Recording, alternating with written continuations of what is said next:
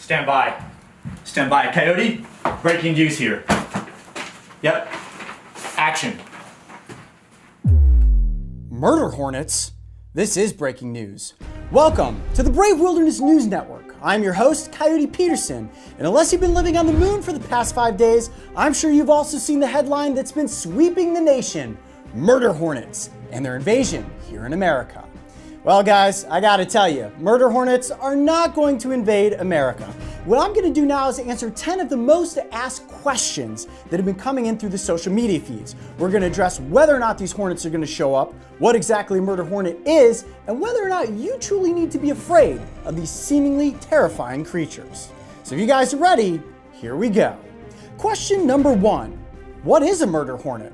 Well, first of all, the term murder hornet was just created by the media to evoke fear in the public. There is no such thing as a murder hornet, and there is not any hornet species that is going to murder humans, so to speak.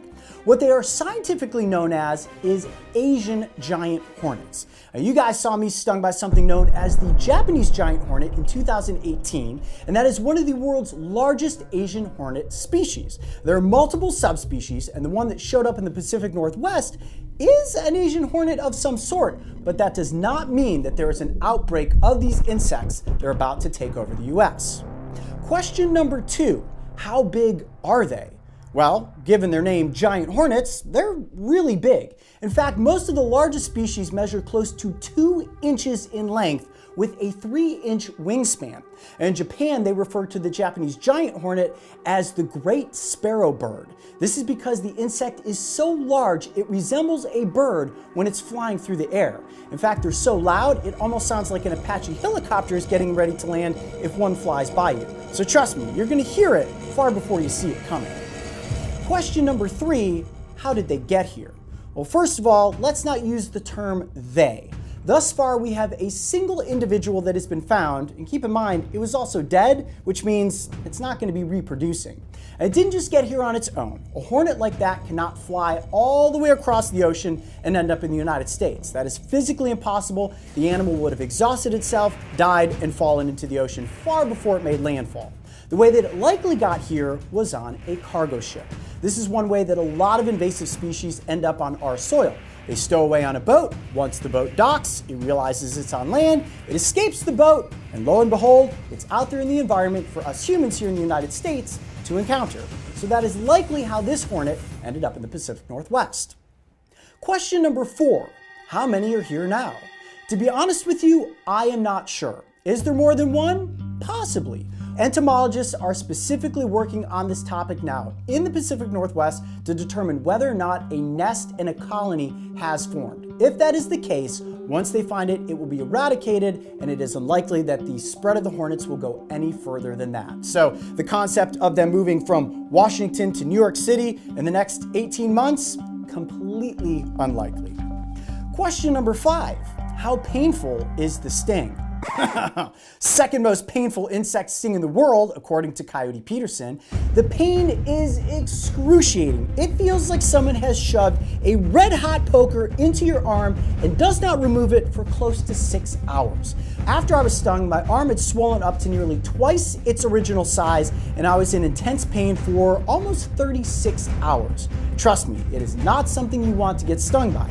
But also keep in mind, it is only the second most painful sting. The most painful sting goes to the true king, the execution wasp. Trust me, you don't want to be stung by that one either. Question number 6, how potent is the venom? Well, it's quite potent, and keep this in mind. A larger insect is going to have a larger venom yield. That means a single 2-inch hornet is going to inject more venom in its sting than something like your typical backyard hornet. Now, the venom does have neurotoxic properties, which means that it does attack your nervous system, but it also has some compounds that can break down human flesh, which means that it can cause necrosis. So it is a very potent sting. Just a single sting alone is more than a single human would ever want to handle, but several stings, let's say 20 to 30, could potentially kill a human. But death usually occurs as a secondary allergic reaction. So it's not so much the stings as much as it is being allergic to the insect's venom.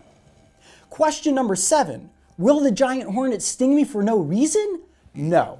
These hornets will not sting unless provoked. And by provoked, I mean if you try to catch, try to kill, or try to spray one of these creatures with an insecticide. Just like all hornets and wasps, if they feel threatened, they will attack. Now, a single hornet is likely to just leave you alone. If you accidentally stumble upon a nest and disturb it, that is how you get swarmed, and that is the worst case scenario they hope to deal with. Question number 8. Who needs to be afraid? Honestly, nobody. Nobody that's human, that is. Now, beekeepers definitely need to be aware because it's the bees that do need to fear the hornets, specifically European honeybees, because they have not yet evolved to a state where they are capable of forming a defense against these hornets' attack. What the hornets will do is come in and decimate an entire colony. By stinging and decapitating all the worker bees, they work their way in, eventually kill the queen, and then they eat all of the larvae. Now, Asian honeybee species have worked out a way through evolution to create a defense against giant hornets. They will form something known as a bee ball, where they will surround a single hornet, beat their wings as fast as they can, and raise that hornet's body temperature to the point where essentially they cook it. However, European honeybees have not figured out how to do this yet, which means if giant hornets did become a stronghold here in the United States, beekeepers would definitely need to try to protect their colonies from these hornets. The biggest threat is that the hornets would come in and wipe out our honeybees. Question number 9, what should I do if I see one of these hornets? If you can, from a safe distance, get a photograph. Verifying the species identification is the most important thing we can do right now. Take that information and provide it to your local Fish and Wildlife department. They can help you properly identify the species, and then they will get in touch with entomologists that can come out into your area and determine whether or not there is a hive or colony that has taken root in an area near you. Question number 10, is the hype real? Are giant hornets going to invade America? To be honest, I would say it's very unlikely, even if a colony had from Washington clear across to New York. I'm so confident in saying that I would come out of sting retirement and get stung by one if it was here in the United States.